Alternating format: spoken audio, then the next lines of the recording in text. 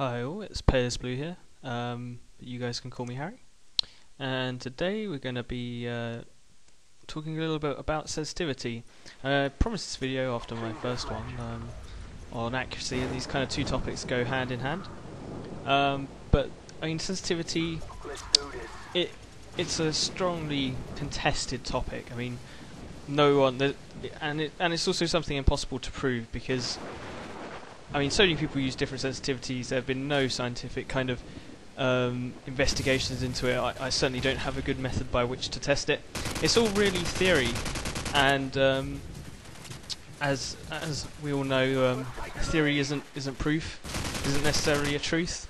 I guess it's an attempt at kind of trying to find the truth, and that's really what this commentary is all about. It's kind of an exploration into, you know, what sort of things make a good sensitivity, what sort of things make a bad sensitivity. So yeah, I mean, first I want to sort of draw up, if you like, a few boxes that I'll refer to for the rest of this commentary on what makes a good sensitivity.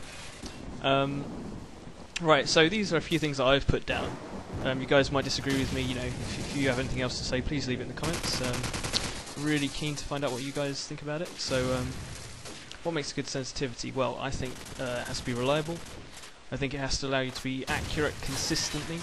I think you have to have a workable turning speed. Importantly, it has to be comfortable. And also, I think for a sensitivity to become really good for you, you have to have some sort of play time on it. You know, you have to have played on it for a while. That's why switching sensitivity and, you know, trying to find out which is the best, you know, game after game, just changing it, you'll never really settle. You'll never really find what works for you. So you need to have playtime on, you know, on a good sensitivity.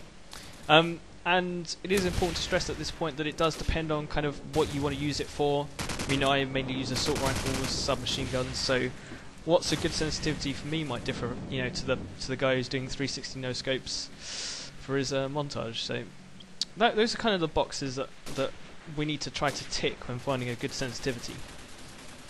So what sort of boxes are ticked by what sensitivities? Well, first let's have a look at the default sensitivity. That's 2 on a scale of 1 to 10. Very few people play on 1, so I'm not really going to address that. That is, almost everyone would agree that playing on 1 is just too slow on this game. It is too slow.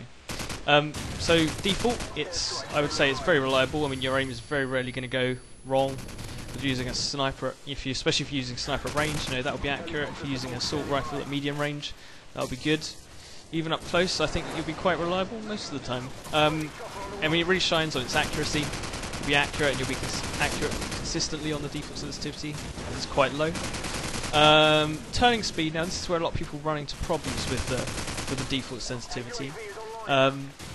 They feel it's too low. And I'm not going to address comfort where I'm just looking at each sensitivity individually. I mean, that really comes down to you.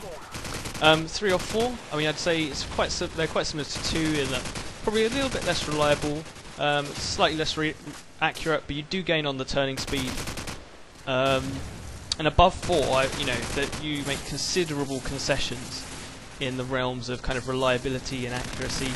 But in turning speed, you know, you do get some excellent mobility. But the question is, you know, really, are you getting too much mobility? You know, i.e., do you not need all of that mobility you get on a very high sensitivity? So this kind of leads me on to my next question, is in which box is the most important? So, you know, out of reliability, accuracy, turning speed, you know, which is the most important? Well, I'm going to argue that it's accuracy. I mean, having a lower sensitivity helps you kind of in every engagement in which you're not using your maximum turn speed. So that basically means, you know, whenever you're not using your maximum turn speed, you might as well be using a lower sensitivity and be more accurate in the process. And you might say, right, well, you know, how often am I going to need to use my maximum turn speed? Well, I'd say from a lot of experience, you know, I have 43 plus days of playtime on COD 4, and you know, plenty more on Modern Warfare 2 and World at War. I'd say that above 4, you rarely have to use anything more. You rarely have to use anything. You rarely get close to your maximum turn speed in gunfights. You know, a good way to test this is to you know, have a friend sort of walk around you quite close to you. and see if you can keep up with them on 3 and 4. And I guarantee you, because I've tried it myself, I guarantee you that pretty much all the way you'll be able to keep up with them. And in a real gunfight, if someone's strafing that close to you, which they won't be all the time, quite rarely, in fact, doesn't happen at all this game.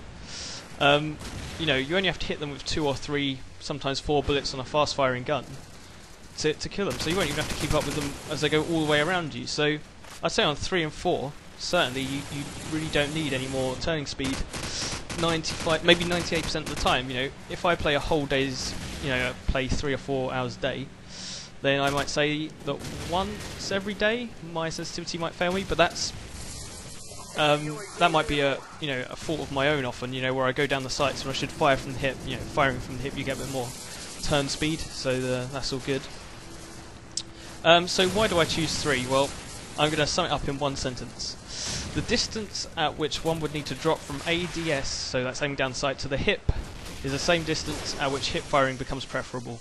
That's why I think 3 is the best. When you need that extra fire from the, you only need to fire from the hip. That's kind of the range that you want to drop from ADS to hip anyway to gain that extra turning speed. But it is a personal decision based on playstyle. It does work for me, but everybody else's numbers are different. That's all I have to say on sensitivity. Thanks a lot for listening. See you later.